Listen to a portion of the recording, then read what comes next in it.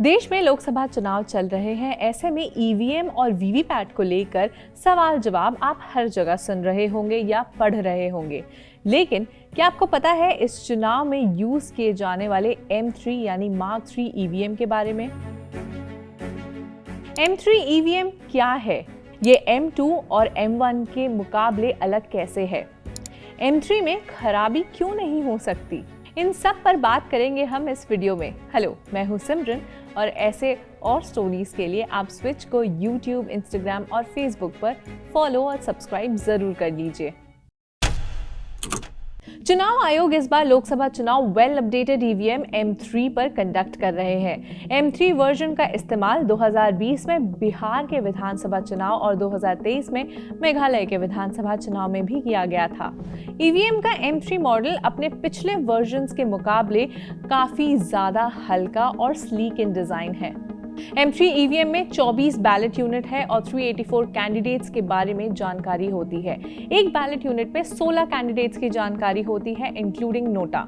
इससे पहले M1 और M2 वर्जन्स में केवल 4 बैलेट कनेक्टेड होते थे और 64 कैंडिडेट्स के बारे में ही जानकारी होती थी।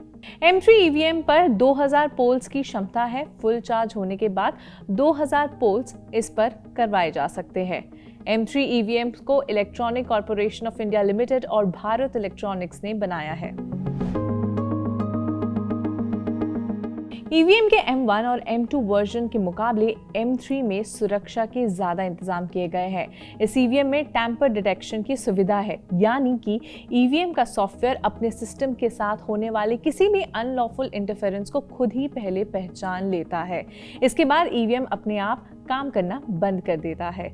इससे ईवीएम में छेड़छाड़ की गुंजाइश खत्म हो जाती है। ईवीएम के M3 वर्जन में सेल्फ डायग्नोस्टिक फीचर है जो खुद ही जांच कर सकता है कि उसके सभी यूनिट ठीक से काम कर रहे हैं या नहीं। यदि ईवीएम के सॉफ्टवेयर में कोई खराबी नजर आती है तो इसका सॉफ्टवेयर खुद पकड़ लेता है और ये खराबी डिस्प्ले पर दिखने लग जाती है, यानी कि एक अलर्ट सिग्नल आ जाता है। साथ ही इसकी बैटरी बैकअप काफ़ी अच्छी है और डिस्प्ले पर बैटरी परसेंटेज भी शो होते रहते हैं। हालांकि M3 मॉडल का वीवीपैट मशीन काफ़ी सेंसिटिव है। इस पर तेज लाइट पड़ने से इसका सेंसर काम करना बंद कर देता है। यही नहीं, डेट चेंज होने पर M3 ईवीएम ऑटोमेटिकली लॉक हो जाता है, जिस वजह से इस पर छेड़खानी नहीं की जा सकती है। बता दें, मतदान के दौरान अक्सर ईवीएम मशीनों के खराब होने की खबर आती है। ये नए फीचर से ईवीएम खराब होने की आशंका जो है वो कम हो जाती है। 2019 के चुनाव में भी M3 ईवीएम का ही इस्तेमाल किया गया था। ईवीएम के M3 मॉडल के इस्तेमाल होने से ईवीएम के खराब होने की गुंजाइश तो कम हो जाती है, क्योंकि M3 ईवीएम टेक्नोलॉजिकली काफी एडवांस्ड है। लेकिन कई ऐसे सिचुएशंस हैं जब नॉर्मल पोलिंग प्रोसेस को रोक दिया जाता है। पहला सिचुएशन है ईवीएम को जबरदस्ती खराब करना, यानी अगर कोई आदमी ईवीएम को अनलॉफुली ले जाता है या एक्सीडेंटली ईवीएम खराब हो जाता है या उसे टैम्पर कर दिया जाता है, तो इन सभी केसेस को रिप्रेजेंटेशन ऑफ पीपल्स एक्ट के तहत सेक्शन 58 के अंदर इसकी कार्रवाई की जाती है। इन सभी केसेस में रिटर्निंग ऑफिसर, इलेक्शन कमीशन और चीफ इलेक्टोरल ऑफिसर को ईवीएम के साथ हुई छेड़खानी के बारे में बताते हैं और फिर चल रहे पोल्स को रद्द कर दिया जाता है। ईसी न्यू पोलिंग डेट और टाइम फिक्स करते हैं। Representation of people's act section 135A में बूथ कैप्चरिंग को डिफाइन किया गया है। इसमें कहा गया है कि अगर किसी बूथ को कैप्चर किया जाता है या बूथ पे प्रेजेंट वोटर्स को धमकाया या भड़काया जा रहा है या जहां वोट काउंटिंग हो रही है उधर काम में इंटरफेयर किया जा रहा है, तो इन सभी केसेस को बूथ कैप्चरिंग के अंदर डिफाइन किया गया है। आपको बता दें, बूथ कैप्चरिंग एक पनिशेबल ऑफेंस है। इसका मतलब ये कि अक्यूज को गिरफ्तार कर लिया जा सकता है और 3 साल की अरेस्ट भी हो सकती है और जिस बूथ को कैप्चर किया गया है उस पर्टिकुलर बूथ पर रीपोलिंग होती है।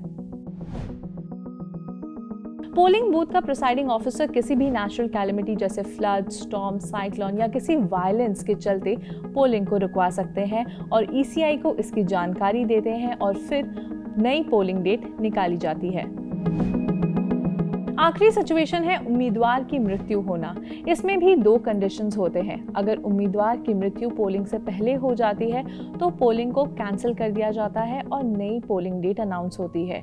ऐसा हाल ही में मध्य प्रदेश के बैतूल में हुआ, जहां एक उम्मीदवार की मृत्यु 9 अप्रैल को हो गई, जिस वजह से 26 अप्रैल को होने वाली वोटिंग को पोस्टपोन कर दिया गया और अब वो 7 मई को कंडक्ट किए जाएंगे।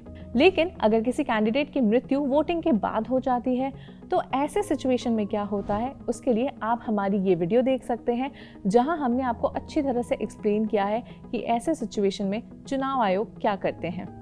M3 EVM क्या होता है और नॉर्मल वोटिंग प्रोसेस कैसे डिस्टर्ब होती है, ये हमने आपको इस वीडियो में बताया है। लेकिन इसके बावजूद अगर आपके कोई डाउट्स या क्वेश्चंस होंगे तो आप हमें ज़रूर कमेंट्स में लिखकर बताएं और देखते रहें स्विच।